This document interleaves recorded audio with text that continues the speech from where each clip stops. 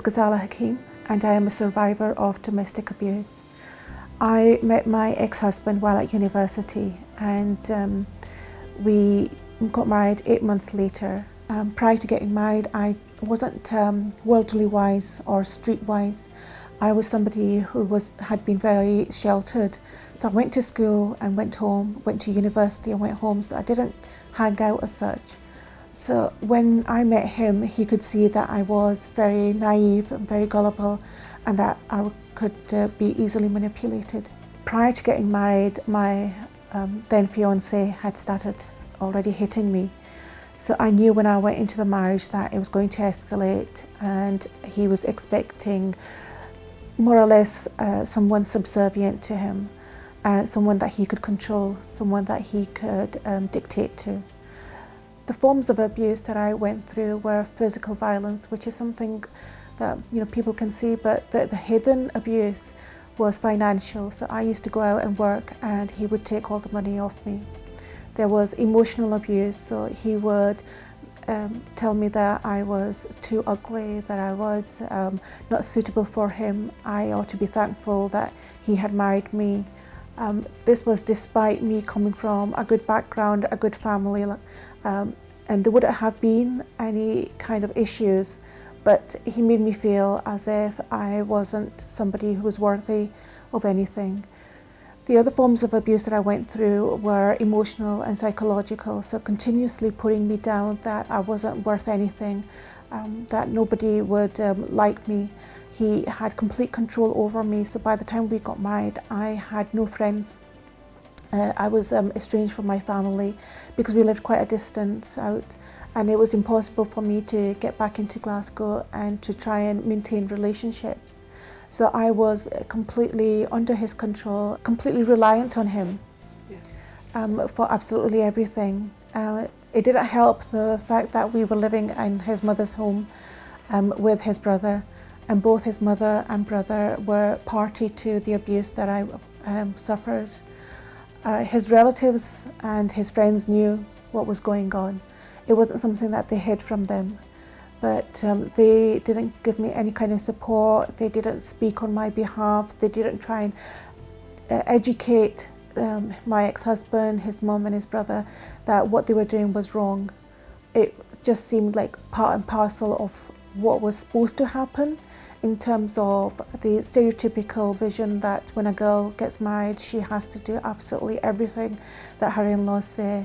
So she would be basically a maid within their home, cooking, cleaning, and just listening and obeying them. There were a number of times which were just absolutely horrible for me. And some of those times were when he would beat me up and I would be lying in a hospital, and he would phone up my father, irrespective of the day and time. Sometimes it would be during the night time, 2, 3 in the morning. And he would phone up my father, laughing at him that I've put your daughter into this hospital, go and collect her. So then my parents would have to get up, come to the hospital to come and get me, and I found that extremely humiliating, especially the fact that this is my husband who's supposed to look after me and care for me, but instead he's put me in a hospital. There were a number of times when I tried to leave him, and a few times I was able to leave him. One of the most significant times was when my mother passed away, and she had been dying for the past 2 years from cancer. And I never got the opportunity to actually go and see her within those 2 years, although she spent most of the time within hospital. And it was a way of trying to control me. It was a way of abusing me and manipulating my feelings, that I was kept away from seeing my mother, despite the fact that she had been told from the onset that she was going to die. But I suppose the ultimate worst time was the time when I actually ended up leaving him. And that was the morning when I woke up and I felt as if I was in an alien home. It wasn't my home, it wasn't my ceiling, it wasn't my walls. The things that were in my room, they didn't make me feel safe. They weren't familiar to me. I wasn't happy in that home. And I looked over at my daughter, who was at that time 6 months old, and she was lying in her crib. And I thought that he is either going to continue hitting me, abusing me in every form, and my daughter will grow up watching that. Either that or he will start hitting her, and that was something that I could not tolerate. And that was the trigger point for me, that I could not tolerate him hitting her or abusing her in any form. So I got up and I finally left. The support that I received from the Muslim community was basically non-existent. This was despite the fact that my immediate family knew what was happening to me, because of the times that my ex-husband had phoned them to go and pick me up from hospital, and the times when I had to go in and have an operation because he had broken my nose and I wasn't able to breathe. His family knew, his relatives knew, and his friends knew what was happening, but none of them gave me any kind of help. I sometimes feel that maybe God made me go through this just so that I can come out even more stronger, and so that I can then help other women. When I finally left my ex-husband, I was extremely vulnerable. I did not have any education. I had no skills, no knowledge of things. I was a blank canvas, really. I managed to get a place of my own, so my daughter and I moved in there. And for a year, I did sit in the house. I was completely depressed. I didn't know what to do, who to go to. I had no friends, I had no contacts.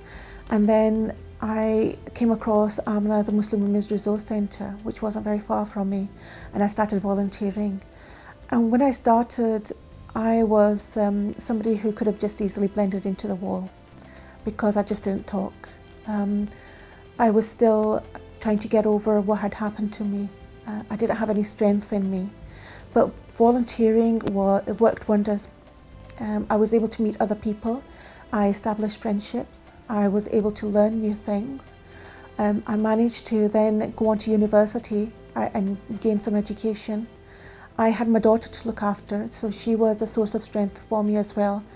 I then joined some management committees and boards and started volunteering there. And that too were new learning curves for me. From talking about my experiences, what happened to me, I have surprisingly had a number of women come to me. And some of these women I've actually known, and they have needed to talk, and I've been there to listen to them. They've told me about the abuse that they've gone through, whether it's been, again, physical or just mental abuse, which unfortunately, because it's a hidden abuse, a lot of our community aren't able to recognise those signs, but it is abuse nevertheless. And so I've been able to guide some of these women, let them be aware of what their rights are, what their options are. One of my earliest role models is actually Freya Thomas.